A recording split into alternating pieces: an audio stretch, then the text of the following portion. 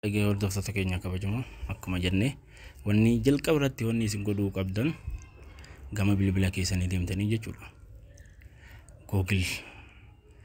Google barbaaddu application Google jechuudha. Erga argattanii booda Google ni seentu. Osoo keessan seenne dura akkanatti harka keessaniin qabdanii mallattoo san tuqxanii gama kana deemtanii Sambooda permission asaa jijjiirtu jechuudha. Permission jala seentanii location akkanatti bifa kanaan cuftu Sambooda ni deebitu ni baatu guutumatti gama Chrome keessanii deemtu. Chrome akkuma Google gootan san gootanii permission asaa location ni jijjiirtu jechuudha. Erga location jijjiirtaniiti ammas gama duubatti deebi'uudhaan default irra jiraate default irraa kaaftu.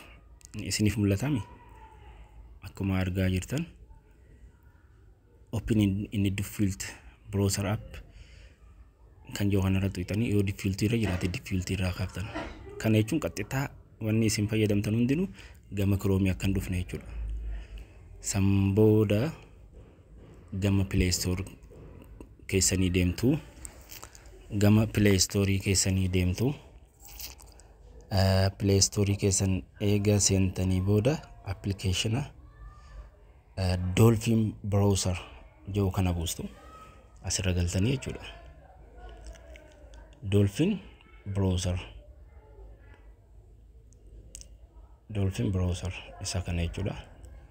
Isa kana buustu application kanaan seentu jechuudha. Amma kana booda bilbilicha keessanis akka isin irratti hin beekne sistemniinis akka isin irratti hin beekne application kanaan seentu jechuudha. Erga application kana buufattanii booda ni seentu application kana jechuudha. Amma kiyya bu'ee jira. Open jettu yookaan ammoo gama duubaa deebitanii application bakka jiru barbaaddanii bilbila keessanirraa jechuudha. Application seentu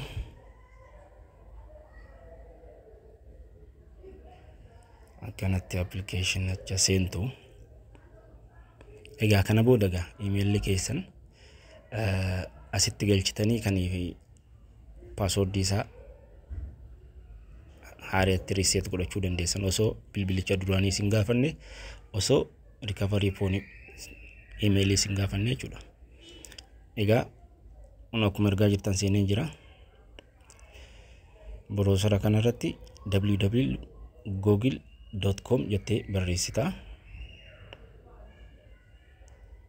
Erga kanatti si dhufe booda login kan yoo kana yoo language waan kabiraarra jiraate kan isin galuu irratti jijjiirtu sign in jettuun jechuudha. Asitti emailicha keessan kaanii fi passwordin isin jalaa bade bilbilichatti banattanii isin qabne email recovery irratti hitanis kan beekne akkanatti emailicha isin galchitanii next jettuni.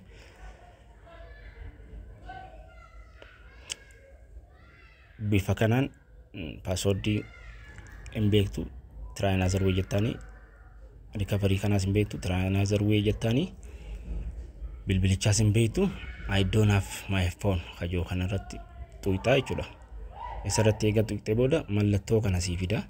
Yeroo mallattoo kana sii fide try again bakka yoo kana irratti tuquun qabdu gonkumaa akkasumatti dhiifteeti keessaa baatee jechuudha. Gama settingii bilbila keetii deemta. Erga settingii bilbila keetii deemte Google barbaadde Google kan joo kana barbaadde erga kanatti seente booda mallattoo tuqaa sadeen jiru san irratti tuqxee help kan jedhu kana tuqxaa jechuudha. Help isa joo kana tuqxaa. Erga siiti immoo kanatti erga inni si fide booda bakka irratti barreeffamni kaayamee jira achirratti lost or stolen phone jettee tuqxaa. Isa yoo tuqxaa san booda fix issue with two step verification kajoo kana irratti tuqxaa. Sadaffaa afraffaa irratti argama. Fix common issue with two step verification kajoo kana irratti erga tuqxee booda gaddeemtee account recover your account kan joo kana irratti tuqxee san booda tip to complete account recovery kan jedhu barbaadde isarratti tuqxaa jechuudha. Account recovery irratti eega tuqxee booda TP2 account recovery kan jedhu san irratti tuqxee isa booda account recovery page kan jedhu kana irratti tuqxaa.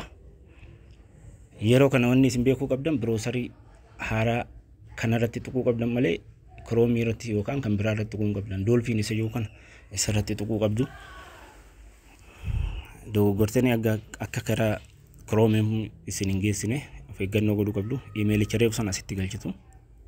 Erga akkasumatti asitti galchitee booda next jettanii erga next jetteen booda bifa kanaan sii fide jechuudha. Successful ta'ee jira jechuudha. San booda continue change password jira. Change password fayyadamtaati. Ergasiiti akkanatti password haaraa itti galfadhu siin jira. Password jabaa hatamuu hin dandeenye itti galfatta. San booda confirm goota.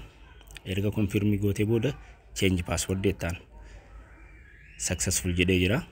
Bifa kanaan accountii isin jalaa bade, Gmail isin jalaa bade kan daataalee babbareedoo garaagaraa irraa qabdan bifa kanaan deebistanii argachuu dandeessanii.